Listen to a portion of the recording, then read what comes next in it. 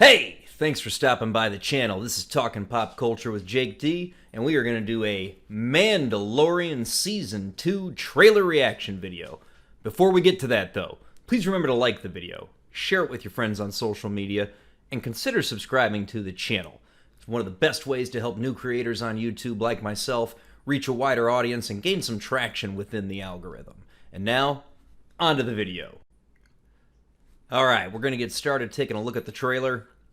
It's probably going to get copyright claimed, but hey, joke's on you, Disney. I'm not monetized. Alright, let's start taking a look at this trailer, shall we? So we got an opening scene, really good looking effects here from the planet. I'm enjoying it. This looks very Star Wars to me. Razor Crest comes in, cargo bay door is open, and one of the engines is in trouble. It's clearly malfunctioning. Ship is beat to hell. Lucasfilm. Show me the one whose safety deemed such destruction. Alright, let's stop there. That voiceover is from the Armorer from Season 1. So she's setting the stage for us on what the general thrust of Season 2 is intended to be. Got a nice, really good-looking shot here of Din Djarin with the child. You must reunite it with its own kind. Okay, let's back that up just a touch.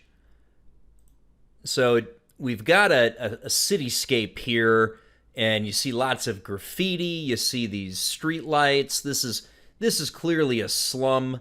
It doesn't look bad though. I don't mind this. All right, let's keep going. Where? This. And here we are in Tatooine again. We see a really great looking bantha. That's clearly practical effects. Got a sand person, and it looks like that's the Razor Crest coming in. You must determine. The song. Okay, now we've got an ice planet. This is clearly not Hoth. It doesn't look anything like Hoth to me. There's been some speculation that this is the planet that they mined the kyber crystals from to make the Death Star. That was eventually turned into Starkiller Base. Certainly a possibility, but, no telling. Was of eons past. And there is a great shot of the child. And looks pretty solid, looks the same to me from the last season. Tell of battles between Mandalore the Great and an order of sorcerers. Okay, so this is being speculated as being Mon Calamari, which of course is where the great Admiral Akbar is from. And it seems plausible to me. It's probably also the planet that they were making for as the Razor Crest was clearly in distress. It's called Jedi. Alright, so we've got a shot here. Some people were initially speculating that this was Ahsoka. Clearly not Ahsoka Tano. Not sure what character this is, although the most plausible, if it's a character we've already met, is that this is Sabine Wren, but we'll see. You expect me to search the galaxy and deliver this creature to a race of enemy sorcerers? And she's gone. This is the way. Alright, so they're out on a cargo ship here, clearly still on Mon Calamari, and it looks like, maybe they need some transportation because the Razor Crest is down.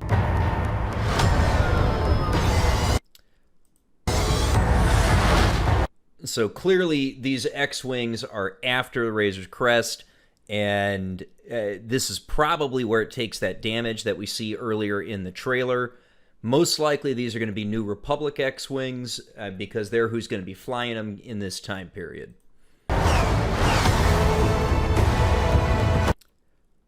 We got to pause there for just a second, because we have the great Gina Carano, who has been just making people fall in love with her recently. Her performance on Twitter, her graciousness, and her patience have been commendable, and then she's fired off some really good shots after that as well. Love Gina Carano. Unfortunately, I just feel like we're probably not going to see enough of her in this series, but, you know, who knows. And then, of course, we've got Grief Karga, the great Carl Weathers. Great pair these two are. Karga looks a bit older. He's much grayer in his beard. We'll see how this pans out. We've got previously some stormtroopers. Here's some scout troopers on speeder bikes on some kind of chase, probably after Din Djarin and the child, but I guess we'll see that as well. You know this is no place for a child. And we've got the jetpack. Wherever I go, he goes. So I've heard. This is a cool scene. There's this pit fighting going on, and these guys obviously are getting ready to jump Mando. I mean, just looking at what they're pulling on him, you know this isn't going to go well for these cats. Uh-oh, here come the whistling birds.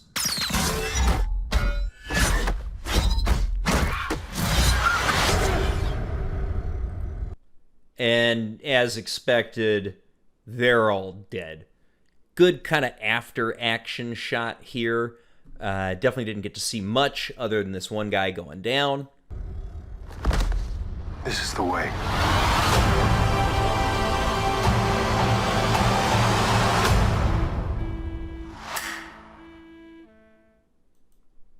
All right. So there's our full trailer.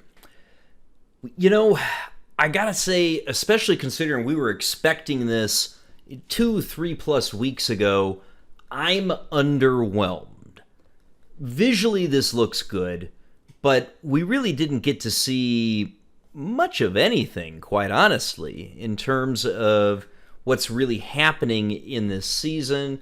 You don't really see any reveal of any of the rumors, although certainly we can agree that they kept things quiet in regards to the child, and they were very careful with Season 1's trailer. Watching this, I can't say that I'm particularly hyped up or excited from this trailer. Do we get to see Din Djarin? Do we get to see the child? Yes. Did we get to see Cara Dune and Grief Karga? Yes. Do they go around to a few different environments? Do the space shots look good? Yes, yes, yes, and yes. Everything looks good, but we didn't really learn, honestly, much of anything from this trailer at all, other than, hey, it's coming in a few weeks.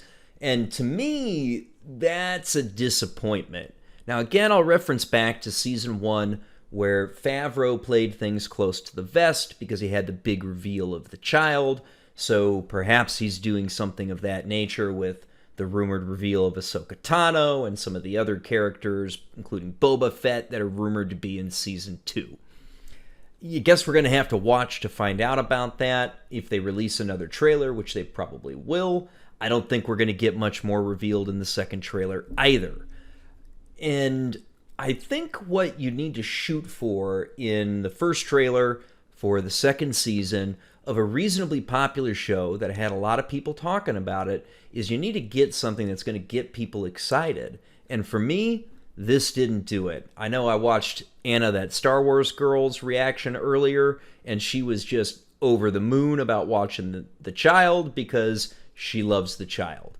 I'm a little bit more in the camp of a guy like RK Outpost, where, I mean, the child, for me, it was effective, but we've got to move beyond that and into the deeper story, because you can only use that gimmick of the child for so long before it really wears out its welcome. And I am definitely concerned that we may be heading in that direction.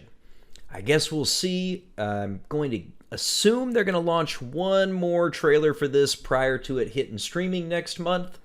But overall, this trailer was really meh to me. I'm very excited for Season 2. I loved Season 1, but this trailer, it missed the mark. Now, you've probably heard a lot about some kind of rumors going on. Supposedly, there was a lot of trouble related specifically to Pedro Pascal. And that may be a part of the reason why we have this delayed and not particularly revealing trailer. The rumor coming from Grace Randolph is that he basically walked off the set because he wanted his face shown more and he wanted more money, and Favreau and Filoni, if the rumor is true, to their credit said no. This is the way was definitely ingrained to us from season 1, and the Mando's helmet should not be removed. And if this was really the trouble that we hear about, if it was really about that, then, I'm sorry, Pedro, but you were imminently recastable in this show. Yes, you were the Mando, the guy under the armor for some of last season, but apparently there was at least a couple of body doubles. But the thing about it is that if the Mando's supposed to keep his helmet on and only take it off for some really, really key impactful moments, once, twice a season at most, this is a character that can be recast with ease. You don't even have to do much to make it happen. You could even just take out helmet reveal scenes from here on and it just stays on. So for that reason, I think that was a big mistake on Pedro's part, if this rumor is true. It's getting reported a lot today. I have no idea if it's real. Could it be? Hell, who knows? I guess we'll find out pretty soon. Alright, that's a wrap on my reaction to the Mando Season 2 trailer. I hope that you enjoyed the video, and if you made it this long, please don't forget to hit that like button. Share this with your friends on social media, and consider subscribing to the channel. Because again, that's the best way for a new creator like myself to get traction on the YouTube algorithm and reach a wider audience and talk to more of you all sooner than later. Thanks again for sticking around this long, and we'll catch you on the next video.